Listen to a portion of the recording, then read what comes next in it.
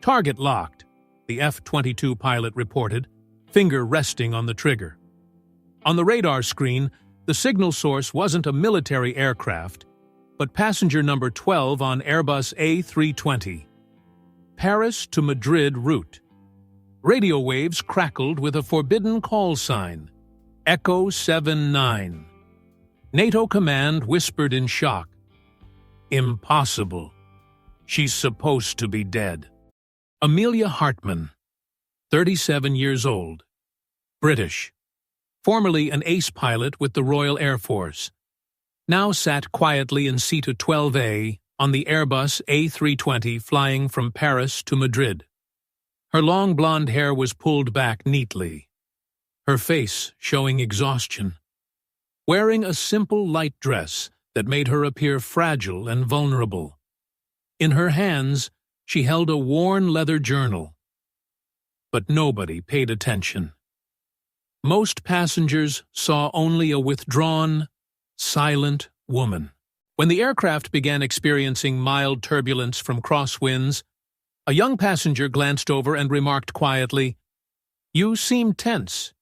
Don't fly often, do you?" Amelia only managed a forced smile, offering no response, causing several people to assume she was timid and easily frightened. During the safety briefing, a gruff German businessman muttered dismissively, "Someone like that would probably panic first if anything actually happened." Amelia didn't respond, simply leaning down to retrieve a fallen blanket for the elderly woman beside her.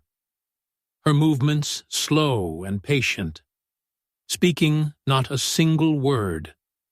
A young boy wandered from his seat, and Amelia gently guided him back, carefully fastening his seatbelt without saying anything, her actions tender but unremarkable to most observers.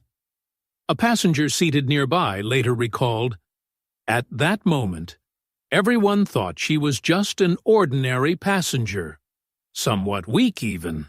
But there was something in her eyes I couldn't understand, calmer than all the rest of us."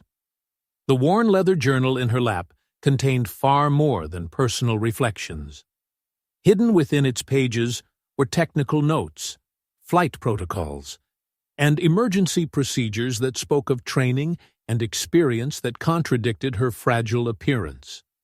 Other passengers had made quick judgments based on superficial observations, seeing only what they expected to see. A quiet woman who seemed out of place among more confident travelers.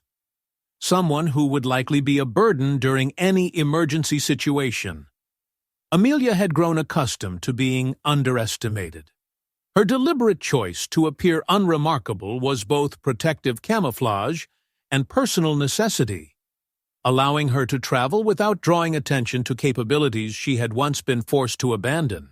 The German businessman continued his observations to his seatmate, making assumptions about Amelia's likely behavior during stress. "You can always tell who will fall apart under pressure. It's written all over them." His confidence in his own judgment would soon be tested in ways he couldn't imagine. Throughout the boarding process and early flight, Amelia maintained her quiet demeanor, helping others when needed, never drawing attention to herself, appearing to be exactly what people expected, someone unremarkable, perhaps even weak.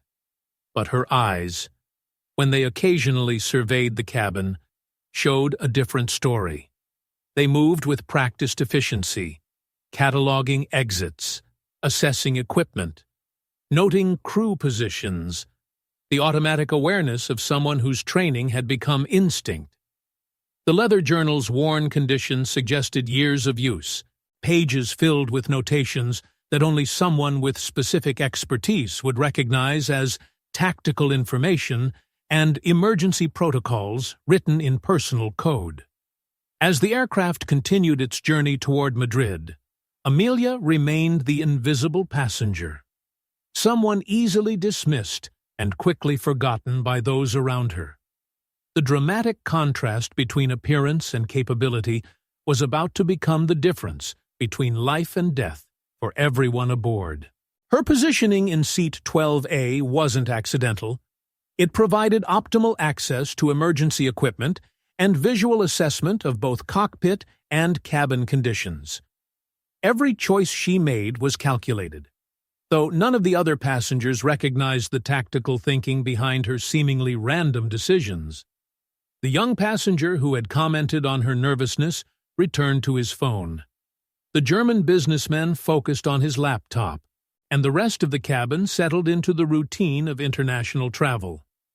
Nobody suspected that the quiet woman in the simple dress possessed skills that could command respect from military forces across Europe. Amelia's fingers occasionally touched the leather journal, drawing strength from the hidden history it contained. The missions she could never discuss. The service record that had been officially erased. The capabilities that remained dormant until circumstances demanded their return. Outside the aircraft windows, the sky stretched clear and peaceful. But Amelia's trained instincts detected subtle changes in engine sound and aircraft behavior that suggested the routine flight was about to become something far more dangerous. A nearby passenger later remembered, "Everyone thought she was just an ordinary passenger, perhaps even weak, but there was something in her eyes that confused me, calmer than all of us." Nearly an hour into the flight, a sharp explosion echoed from the left engine, the aircraft shaking violently as red warning lights illuminated throughout the cabin with alarming intensity. Oxygen masks dropped from overhead compartments, passengers screaming in terror. Luggage tumbling from storage bins and crashing into the aisles as the aircraft pitched sharply to one side. The Italian captain collapsed unconscious at his controls, leaving the co-pilot trembling and stammering, "We're losing control. I can't. I don't know what to do." Throughout the cabin, chaos erupted with devastating speed. Many passengers began making what they believed would be final phone calls to loved ones. Others prayed desperately. Some simply froze in terror, unable to process the reality of their situation. The German businessman who had earlier dismissed Amelia turned to look at her, shaking his head dismissively. "She can't even help herself. Don't expect anything from her." Amelia stood abruptly, her voice suddenly commanding with unmistakable authority. "Secure all overhead compartments. Maintain cabin pressure. Open emergency communication channels immediately." The flight attendants froze in surprise, then instinctively obeyed, because that voice didn't sound like a request. It carried the weight of a military order that demanded immediate compliance. Amelia moved swiftly to the auxiliary control panel, her hands working with practiced precision, pressing switches with exact knowledge of their function and sequence. Her movements were fluid and confident, completely contradicting the fragile appearance she had maintained throughout the early flight. The alarm intensity decreased noticeably, and the aircraft stabilized at altitude despite the engine failure. Other passengers began to recognize that something extraordinary was happening before their eyes. One passenger whispered in amazement, "That's impossible. She knows exactly what to do. Like a real pilot." The senior flight attendant later described the moment. "I was trembling so badly I couldn't hold the radio. But when I heard her voice, I stood up straight. It was like having a real officer in the cabin." Amelia's transformation from dismissed passenger to emergency coordinator was complete and undeniable. The skills she had hidden were now being deployed to save lives, demonstrating capabilities that exceeded those of the overwhelmed flight crew. She began issuing precise instructions to the co-pilot through the flight attendants. Reduce throttle on remaining engine to 70%. Adjust trim compensators. Prepare for asymmetric flight profile. The technical terminology flowed naturally from someone who clearly possessed extensive aviation expertise, shocking passengers who had assumed she knew nothing about aircraft operations. The co-pilot, guided by Amelia's instructions, began to regain control of the aircraft. His panic was subsiding as he followed procedures that he hadn't been trained to execute under such extreme conditions. Throughout the cabin, passengers who had been certain of imminent death began to realize that survival might be possible. The woman they had dismissed as weak and helpless was somehow coordinating an emergency response with professional competence. The German businessman sat speechless, his earlier confidence in his judgments completely shattered by witnessing Amelia's actual capabilities. His assumptions about weakness had been catastrophically wrong. Flight attendants moved through the cabin following Amelia's directions, securing equipment, calming passengers, preparing for potential emergency landing procedures. Her coordination transformed chaos into organized emergency response. Amelia's hands moved across the auxiliary controls with the confidence of someone who had performed these actions countless times under pressure. Each movement was purposeful, each decision tactical, each instruction precise. The leather journal she had been holding earlier now lay forgotten in her seat, its secrets temporarily irrelevant as she applied knowledge that had been forged through years of training and combat experience. Other passengers began asking questions. Who is she? How does she know all this? Is she military? But Amelia remained focused entirely on the emergency, her personal history irrelevant compared to the immediate need to ensure everyone's survival. The crisis demanded her complete attention, and she was giving it with professional dedication. The aircraft continued flying despite catastrophic engine failure, a testament to Amelia's expertise in managing emergency situations that would have overwhelmed less experienced pilots. Her ability to remain calm under extreme pressure was saving lives with every passing minute. As the initial panic subsided and passengers realized they might actually survive, attention throughout the cabin focused on the quiet woman who had somehow taken control of an impossible situation. The contrast between their earlier dismissal and current reliance on her capabilities was profound and humbling. The co-pilot's voice came over the intercom with newfound confidence. Following emergency procedures, we're preparing for landing at the nearest suitable airport. But everyone aboard understood that his regained composure was entirely due to Amelia's guidance and expertise. She had not only stabilized the aircraft, but had also stabilized the crew's ability to function effectively.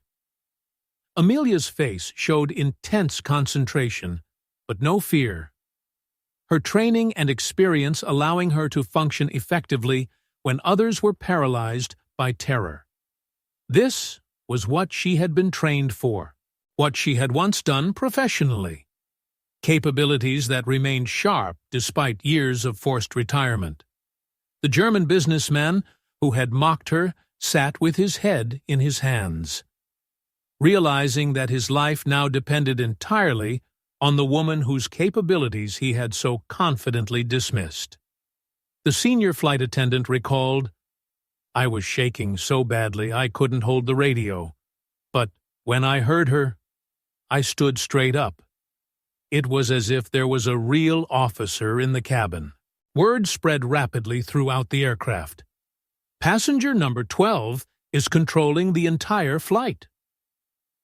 Amelia retrieved her leather journal from her seat, opening to the final page where she began tapping Morse code sequences into the emergency communication system. Her fingers moved with practiced precision, sending signals that only someone with specific training would know how to transmit. High above, an F-22 fighter pilot on routine patrol intercepted the unusual signal. Echo 7-9.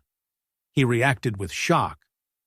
That's the call sign of a pilot who deserted, went missing in Syria in 2018. How is this possible? Radar tracking immediately identified the signal source.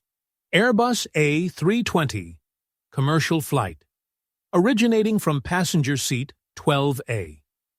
The impossible was somehow happening. A forbidden call sign was active again, transmitted from a civilian aircraft. NATO Command Center erupted into urgent activity. Senior officers rushing to verify what their systems were telling them. Unknown hostile detected, using classified identification. Lock on target immediately. Throughout the cabin, passengers overheard military radio chatter through the emergency channels. Many began crying with renewed terror. She just saved us. Now she's going to get us shot down? What's happening? Amelia stood tall, her eyes sharp and cold with determination. My name is Amelia Hartmann, former ace pilot of the Royal Air Force. The entire cabin fell silent, several passengers shaking their heads in disbelief. That's impossible. The news reported that she betrayed her country. She's supposed to be a traitor. Amelia's voice carried across the cabin with absolute authority. I didn't betray anyone. My records were erased to conceal a black operations mission in Syria. I was never a deserter. I was protecting classified information that couldn't be publicly acknowledged. The passengers who had dismissed her earlier now sat with heads bowed, completely silent, unable to meet her gaze as they realized the magnitude of their misjudgment. She continued coordinating the emergency. Maintain altitude at 8,000 feet. Prepare for emergency landing procedures. All crew members to emergency stations. Then she transmitted another series of Morse code sequences, this time containing classified operational data that only personnel involved in the Syrian Black Ops would possess. The information she was sending would prove her identity beyond any doubt. NATO Command Center received the classified verification codes and began emergency authentication procedures. Senior intelligence officers recognizing information that had been buried for years. The truth that had been hidden was suddenly being revealed through emergency channels. The F-22 pilot maintained weapons lock on the commercial aircraft, his finger on the trigger. Safety disengaged. But seconds before authorization to fire came through, a urgent abort command echoed across military frequencies. Intelligence verification had confirmed what seemed impossible. Echo 79 was genuine. Amelia Hartmann was alive, and she had just proven her loyalty by using classified information to authenticate her identity while simultaneously saving a civilian aircraft. The commercial airliner continued its emergency descent toward Madrid airport, now protected by military escort rather than threatened by it. The F-22 that had been prepared to destroy them shifted into protective formation, ensuring safe passage. Throughout the cabin, passengers broke down crying, embracing each other with overwhelming emotion and relief. They had survived not just mechanical failure, but the threat of military engagement. Both crises resolved by the woman they had initially dismissed as weak and helpless. The German businessman sat frozen, his worldview completely shattered. The person he had confidently predicted would panic had instead saved everyone aboard, while simultaneously clearing her own name of false accusations that had destroyed her career. Amelia's revelation had transformed her from dismissed passenger to recognized hero in moments. But more importantly, it had exposed the truth about classified operations that had wrongly branded her a traitor. Her emergency transmission had accomplished multiple objectives: saving the aircraft, proving her identity, and vindicating her service record. NATO command was now scrambling to contain the diplomatic fallout from having nearly shot down a commercial aircraft carrying someone who had been falsely accused of desertion. The intelligence failure that had branded Amelia a traitor was being urgently reviewed at the highest levels. Other passengers throughout the cabin were beginning to understand the full scope of what they had witnessed. Not just an emergency landing, but the return of a pilot who had been erased from official records. Someone whose expertise had remained hidden until circumstances demanded its revelation. The co-pilot, now successfully following emergency procedures with Amelia's guidance, transmitted to ground control. "We have an extraordinary situation aboard. Passenger with military aviation expertise has been essential to our survival. Requesting priority landing clearance." Flight attendants moved through the cabin with newfound respect for Amelia, understanding that they had been serving someone whose capabilities far exceeded their own emergency training. Her quiet competence throughout the early flight now made perfect sense.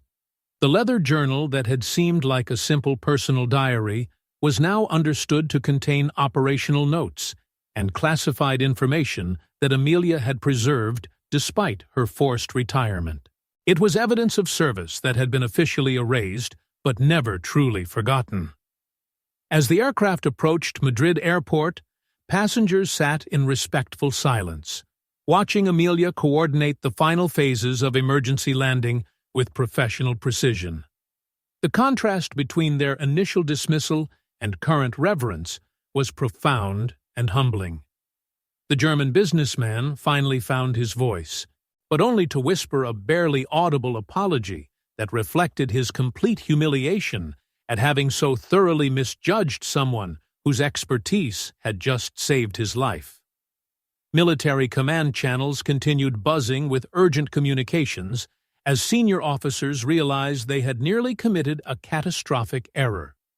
The woman they thought was dead. The pilot they had branded a deserter had just demonstrated loyalty and capability that exceeded all their assumptions. Amelia's transmission of classified verification codes had not only prevented her own death, but had also triggered urgent reviews of intelligence failures that had wrongly destroyed her reputation. Her emergency actions were forcing a reckoning at the highest levels of military command. The F-22 escort maintained protective formation as the commercial aircraft made its final approach, a visible acknowledgement that Echo 79 deserved military honors rather than targeting. The fighter pilots who had been prepared to fire were now ensuring safe passage for someone they now recognized as a fellow warrior. As landing gear touched down on Madrid runway, the cabin erupted in tears of relief and gratitude.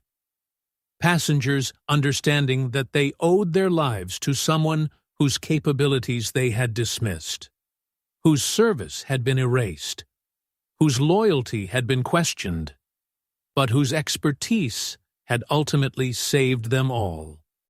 The aircraft rolled to a stop at Madrid airport, doors opening to reveal emergency crews and military personnel waiting on the tarmac. Passengers rose from their seats in unison, stepping aside to create a clear path for Amelia. Nobody applauded. Instead, they stood in respectful silence, with bowed heads, acknowledging someone whose capabilities had exceeded all their assumptions and whose sacrifice had saved every life aboard. News of the incident exploded across European media. Woman once branded traitor pilot saves over 100 lives while clearing her name. The German businessman who had confidently predicted Amelia would panic first published a public statement. "I was completely wrong. I believed she was helpless, but my life was in her hands, and she saved me despite my cruel judgment." His confession went viral, resonating with millions who recognized their own tendency to make assumptions based on superficial observations rather than actual capabilities. The story became a powerful reminder about the danger of judging others based on appearance or perceived weakness. Images of the worn leather journal with Morse code notations spread throughout Europe, becoming a symbol of truth that cannot be buried forever. The journal represented classified service that had been erased from official records but preserved in personal documentation. Families and teachers shared the story with children. There was a hero who, even after her name was erased, still stood up to save everyone. Social media exploded with the hashtag Echo79 as people discussed themes of redemption, hidden capability, and the injustice of false accusations that destroy reputations. Amelia's story inspired conversations about intelligence failures and the human cost of classified operations. Military veterans began sharing their own experiences with black operations and the difficult position of personnel who serve in classified roles that cannot be publicly acknowledged. Amelia's situation highlighted the sacrifices made by those who operate in the shadows.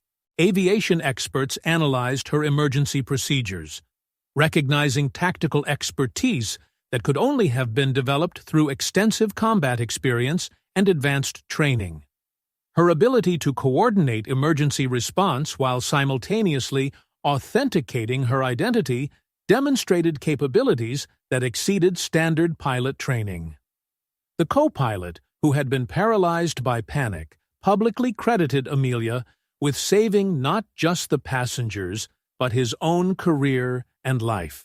His testimony provided professional validation of her expertise from someone who had witnessed it firsthand under extreme conditions. Intelligence agencies across Europe began urgent reviews of the Syrian operations that had led to Amelia being falsely branded a deserter. Her emergency transmission had exposed failures in operational security and personnel protection that demanded immediate attention. The Royal Air Force faced intense pressure to reinstate Amelia's service record and provide public acknowledgement of her actual role in classified operations. The organization that had erased her existence was now being forced to publicly vindicate her service. Passengers from the flight became advocates for military personnel who serve in classified roles, understanding now that service and sacrifice sometimes happen in ways that cannot be publicly recognized or celebrated until circumstances force revelation. The image that captured public imagination was Amelia walking through the airport terminal, her simple dress and worn journal representing the contrast between appearance and capability, between public perception and hidden truth. Children who had been on the flight began drawing pictures of Amelia, depicting her not as a traditional hero, but as someone who had remained calm and capable when others were terrified. Someone who had used knowledge rather than strength to save lives. The leather journal was eventually donated to the Royal Air Force Museum, displayed with an inscription acknowledging classified service that had been unjustly erased. It became a symbol of the hidden heroes who serve without recognition. Amelia's story demonstrated that redemption sometimes comes not through clearing one's name with words, but through actions that prove capability and loyalty beyond any doubt. Her emergency response had accomplished what years of legal appeals could not. The German businessman's public apology sparked broader conversations about respect and the danger of making assumptions about others based on superficial observations. His experience became a cautionary tale about the consequences of dismissive attitudes. If you believe truth cannot be hidden forever, type, "I will live kindly." While media crews fought for position at the main terminal, Amelia quietly left through a service exit, disappearing before anyone could demand interviews or explanations. She had done what was necessary, saved the lives that needed saving, and had no interest in becoming a public spectacle. People would remember only the call sign that had echoed across military frequencies. Echo 79. The woman behind the call sign had returned to the shadows where she preferred to operate. The greatest revenge wasn't shouting truth into the faces of those who had doubted her, but saving their lives and departing in silence. Her actions spoke louder than any vindication speech could have, proving loyalty through deed rather than declaration. The worn leather journal closed on this chapter of the story, becoming a symbol of a legend that had been buried but never truly disappeared. Its pages contained evidence of service that official records had denied, proof that some truths survive even systematic attempts at erasure. Intelligence reviews revealed that Amelia had been falsely accused to protect classified operations that had gone wrong in Syria. Her service record was formally reinstated with full honors, though she declined all offers to return to active duty, preferring to maintain the quiet civilian life she had built. The passengers from flight carried their lesson forward. Assumptions about weakness or capability based on appearance are not just wrong, they're potentially dangerous. True strength often hides behind unremarkable exteriors, waiting for the moment when circumstances demand its revelation. Military academies began incorporating Amelia's story into their curriculum, not just as a lesson in aviation emergency procedures, but as a case study in how intelligence failures can destroy innocent careers and how truth eventually emerges despite systematic suppression. The call sign Echo 79 was officially retired with honors, acknowledged as representing service that had required sacrifice beyond what most personnel would ever be asked to give. The designation that had once marked a deserter was now recognized as belonging to a hero. Amelia returned to her quiet civilian life, working in aviation consulting where her expertise could be used without drawing public attention. Her colleagues knew her as a detail-oriented professional with unusual depth of knowledge, none suspecting her full background. The German businessman became an advocate for respecting others regardless of appearance, using his own experience of catastrophic misjudgment to teach others about the danger of dismissive attitudes. His transformation from arrogant judge to humble student became part of the larger story. Children who had been on the flight grew up understanding that heroes don't always announce themselves, that capability often hides behind ordinary appearances. That service sometimes requires remaining invisible until the moment of absolute necessity. The leather journal's final page contained one last notation that Amelia had written after landing. Truth buried is not truth destroyed, only truth waiting. The words became a motto for those who served in classified roles, where recognition was impossible, but duty remained absolute. Years later, when people discussed the incident, they remembered not just the dramatic emergency landing, but the profound lesson about respect, capability, and the danger of judging others based on superficial observations. Amelia had taught them that the weakest-looking person might be the strongest. The quietest voice might carry the most authority, and the most dismissed individual might be the only one capable of saving everyone. The greatest revenge isn't screaming truth at those who doubted you. It's saving their lives and walking away in silence. If you believe in stories that touch the heart like this one, leave a comment. And don't forget to subscribe to SN Quiet Stories. We tell the stories that shouldn't be forgotten. Real people are creating and telling stories, not mass-produced AI.